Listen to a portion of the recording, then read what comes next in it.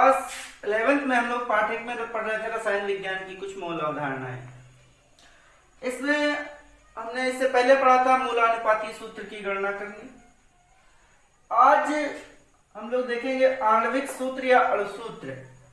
मूलानुपाती सूत्र से हम सूत्र तो निकाल लेते हैं, पर उससे एग्जैक्ट नहीं बता पाते हैं कि कितने परमाणु, ये कितने यौगिक के कितने अणु हैं। इस चीज की गणना हम नहीं कर पाते हैं, इसलिए इसके लिए आता है आणविक सूत्र या अणु सूत्र। आणविक सूत्र या अणु सूत्र का मतलब क्या है, सबसे पहले हम इस बात को जानते हैं।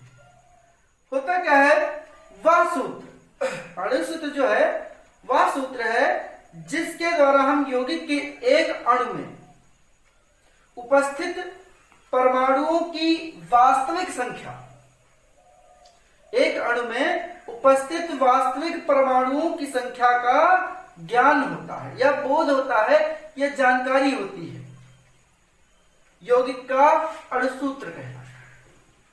बात समझ में आई? कहने का तात्पर्य यह है कि इसमें हम वास्तविक संख्या, कितने परमाणु हैं उनकी एग्जैक्ट संख्या हमें पता चल जाती है। जैसे बात कर लेते हैं मेथेन की, तो मेथेन क्या है, मेथेन का सूत्र होता है CH4। ठीक, अब इस मेथेन में है क्या, मेथेन का एक अणु है, कार्बन एक है, एक अणु में कार्बन एक है, हाइड्रोजन के 4 परमाणु है, तो ये मेथेन का अणु सूत्र है। ठीक, अब अणु सूत्र की गणना हम करते किस तरह से हैं, उसकी गणना हम मूलानुपाती सूत्र की ही मदद से करते हैं। दरअसल जब क्वेश्चन दिया होता है तो क्वेश्चन में कहा जाता है कि किसी यौगिक का मूलानुपाती, किसी यौगिक में इतने इतने प्रतिशत इतने तत्व पाए गए हैं, तो सबसे पहले हम उसका मूलानुपाती सूत्र ज्ञात करते हैं। अब उसी क्वेश्चन में ये भी दिया होता है साथ में कि इसका आणविक द्रव्यमान ज्ञात करो, या आणविक द्रव्यमान दिया हो पहले से, तो जब आणविक द्रव्यमान दिया होगा मूलानुपाती सूत्र हम उसके प्रतिशत संघटन से ज्ञात कर लेंगे। तो इस तरह से हम किसी यौगिक में उसके उपस्थित अणुओं की संख्या को हम ज्ञात कर सकते हैं। और जब अणुओं की संख्या ज्ञात हो जाएगी, एग्जैक्ट हमें पता चल जाएगा कि अणु सूत्र इसका क्या है। ठीक, तो इस तरह हम आणविक सूत्र का निर्धारण करते हैं। बात समझ में आई? अब आणविक सूत्र का निर्धारण कैसे करते हैं, तो इसको हम एक क्वेश्चन के माध्यम से समझाते हैं, देखते हैं। तो इस क्वेश्चन में कहा गया है कि एक पदार्थ के विश्लेषण पर निम्नांकित प्रतिशत संघटन दिया हुआ। प्रतिशत संघटन में दिया है सोडियम 43.4% है, कार्बन 11.3% है और ऑक्सीजन 45.3% है। पदार्थ का औसत द्रव्यमान दे दिया गया है 212 है। अब हमसे कहा जा रहा है कि इसका अणु सूत्र या आणविक सूत्र ज्ञात करो। तो आणविक सूत्र ज्ञात करने से पहले सबसे पहले हम मूलानुपाती सूत्र का आकलन करेंगे। मूलानुपाती सूत्र निकालने से पहले क्या करते हैं, एक टेबल बनाते हैं जिसमें एक तत्व, फिर उनकी प्रतिशत मात्रा और उनका परमाणु द्रव्यमान, साथ में जो आपेक्षिक परमाणुओं की संख्या है वो, और फिर उनका सरल अनुपात। इतना प्रोसेस हमको करना होता है। अब देखते क्या है, सोडियम दिया हुआ है, सोडियम का प्रतिशत जो दिया है 43.4% है। कार्बन दिया हुआ है, कार्बन का प्रतिशत है 11.3%।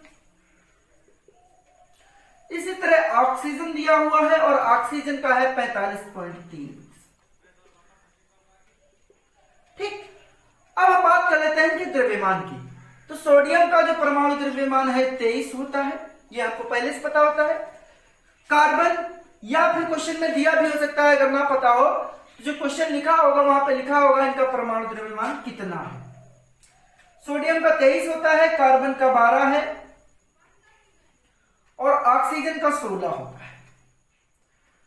अब हम क्या करते हैं, आपेक्षिक परमाणु द्रव्यमान की संख्या ज्ञात करते हैं। तो जब ये ज्ञात करते हैं तो इसको ज्ञात करने का तरीका यह है कि तत्व का जो प्रतिशत है उस प्रतिशत को उसके परमाणु द्रव्यमान से भाग करना होता है।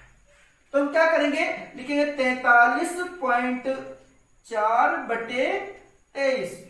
23 दूना लगभग 46, ये लगभग में देखा जाएगा 1.8 आएगा। ठीक, 1.89 करके आएगा। लगभग में 2 होगा। इसी तरह इसको देखा जाए अगर, तो इसको अगर डिवाइड करें 11.3 है, तो इसको अगर 12 से डिवाइड करेंगे तो इसमें लगभग आएगा 0.94। इसको भाग करके देख लेना। अगला है यह 45.3, इसको अगर हम 16 से डिवाइड करेंगे तो लगभग आएगा 2.3 के लगभग आएगा। 16 और 45 होता है तो आएगा लगभग 2.8। इसको भाग करके ही देख लेते हैं। देखिए 45.3 है तो इसको भाग करेंगे तो आएगा 16 दूनी 32 और इधर आया 3। अब यहां पे क्या करेंगे, ये जो दशमलव है यहां पे दशमलव लगा देंगे, 3 3 उतार देंगे, 16 दूनी 32, 1 आया तो लगभग 2.2 आएगा।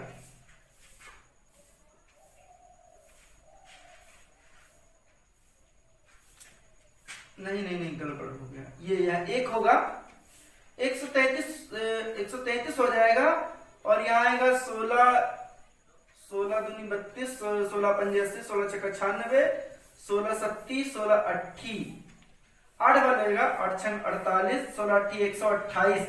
यहाँ होंगे कितने 13, 13 60 गए 5, अब ये आ जाएगा लगभग 3, लगभग 2.83 आएगा।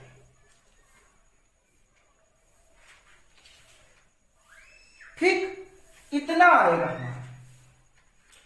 अब इसमें क्या करते हैं, हमने कहा मूलानुपाती सूत्र ज्ञात करते हैं। सूत्र ज्ञात करते समय जब ये अपेक्षित परमाणु संख्या निकालेंगे तो हमने कहा जो सबसे छोटा मान हो इसमें, इन जितने भी परमाणु है उसमें सबसे छोटा मान हो उससे सबको डिवाइड कर देते हैं तो हमें सरल अनुपात पता चल जाता है। जिसे 1.89 को हम 0.94 से जब करेंगे तो लगभग आएगा 2।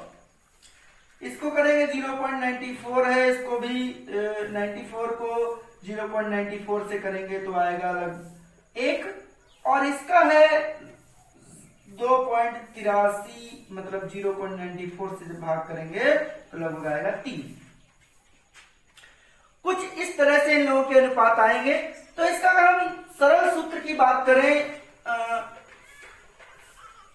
जो मूलानुपाती सूत्र होगा तो इसका मूलानुपाती सूत्र बनके क्या आएगा, सोडियम कितने हैं 2 है तो हो जाएगा Na2, कार्बन कितने हैं 1 और ऑक्सीजन कितने हैं 3 तो हो जाएगा Na2CO3।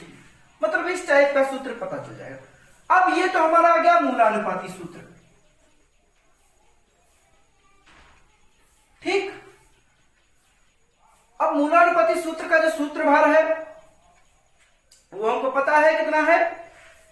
मूलानुपाती सूत्र का सूत्रभार कितना होगा, Na2CO3 का अगर हम निकालें तो इसका कितना निकल के आएगा, 2 × 23 + 12 और +16 × 3 तो आएगा 23 × 46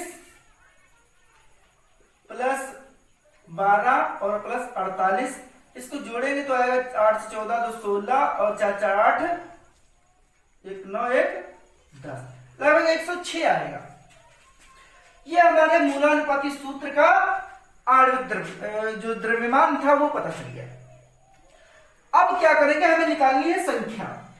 तो n बराबर क्या हमने बताया था, जो पदार्थ का औसत द्रव्यमान दिया है, औसत यौगिक का औसत द्रव्यमान